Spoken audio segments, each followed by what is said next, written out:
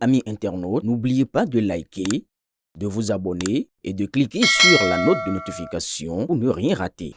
Amateurs de faits divers saignants et des coïncidences absurdes, bienvenue dans la nouvelle du trottoir. Aujourd'hui, on vous parle d'un Nigérien qui confond son sang avec du carburant, d'un peintre qui croyait repeindre une voiture, pas un crime, d'un élu qui finit sur le bitume après son installation. Sortez vos gilets pare-balles et vos certificats de bonne conduite. C'est parti pour le grand plongeon. Boycon, machette psychotrope et un riverain en furie. Un ressortissant nigérien, après avoir consommé de l'alcool et des substances douteuses, a décidé de faire son propre film d'action dans les rues de Boycon. Armé d'une machette, il a blessé 3 personnes, dont un ouvrier de boulangerie qui ne demandait qu'à pétrir sa pâte. La foule, elle a voulu jouer les justiciers. Heureusement, la police a fait son grand retour avec des renforts et la patience.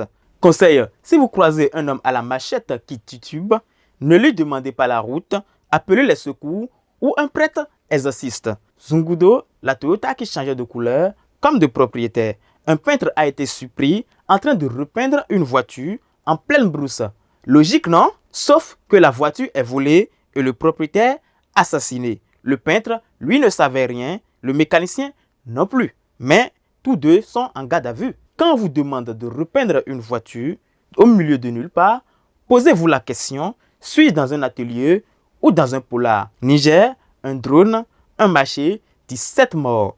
À Kokoloko au Niger, un drone militaire a confondu un marché avec un camp de djihadistes.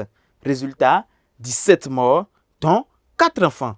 Women Rights Watch parle d'un crime de guerre, l'armée n'a pas encore donné de réponse. Petite pensée, quand la technologie remplace le jugement, les victimes ne sont plus des cibles, juste des dommages collatéraux. Ekpe, la police vide les ghettos. 13 personnes interpellées à Ekpe pour trafic de drogue, comprimés, chanvre indien, de quoi ouvrir une pharmacie parallèle. Mention spéciale à l'inventivité des cachettes. Boycon, les lageurs, foudroyés par son outil. Un homme de 38 ans est monté sur un moringa pour couper ses branches. Son outil a touché un câble électrique. La décharge a été fatale. Les témoins sont sous le choc. Leçon du jour. Avant de jouer les jardiniers extrêmes, vérifiez si vous avez signé pour un spectacle d'électrocution. Criette, le faux agent SGDS. Un individu se fait passer pour un agent de la SGDS et vendait des poubelles à prix bas. 25 000 à 70 000 pas victime. Son excuse, une société fictive appelée Asda. La criette n'a pas ri. Même les poubelles ont aujourd'hui leur arnaque. Porto Novo, 180 kg de faux médicaments sur une moto.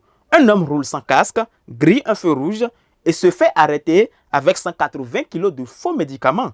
Il allait approvisionner dans Tokpa. Question, où acheter ces médicaments? À la pharmacie ou au feu rouge? Sokagbeto, chanvre indien et cigarettes suspectes. 4 individus interpellés avec des graines de chanvre et un bidon de 500 ml. L'emballage jaune a tout trahi. Proverbe du trottoir. Qui sème du chanvre récolte les menottes. Godomé, 63 interpellations en une nuit. Descente dans les ghettos de Kokokodi et de Kokotomé, 15 arrestations. Puis patrouille nocturne, 48 autres, dont 38 travailleuses de cesse. La brigade des mœurs a du travail. Une nuit tranquille à Godomé, pas pour tout le monde. Criette, l'étudiant qui voulait jouer au commissaire. Un étudiant en sciences politiques se fait passer pour un commissaire de police sur Internet. Photo, uniforme, à l'appui. Son rêve, peut-être devenir ministre de l'Intérieur. Son avenir, 5 ans requis devant la criette. Sur Internet, on peut être une star ou un délinquant. Le costume ne fait pas le flic. Penko, l'élu foudroyé, par le destin.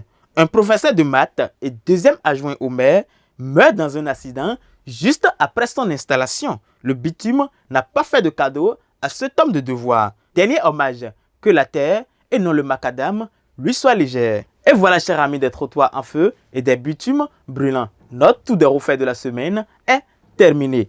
Entre machette sous influence, voiture repeinte en mode polar et élu rattrapé par la route, le Bénin prouve une fois de plus que la réalité dépasse souvent la fiction. Quel fait mérite le prix du plus grand n'importe quoi de la semaine? Donnez votre avis en commentaire sur BLTV.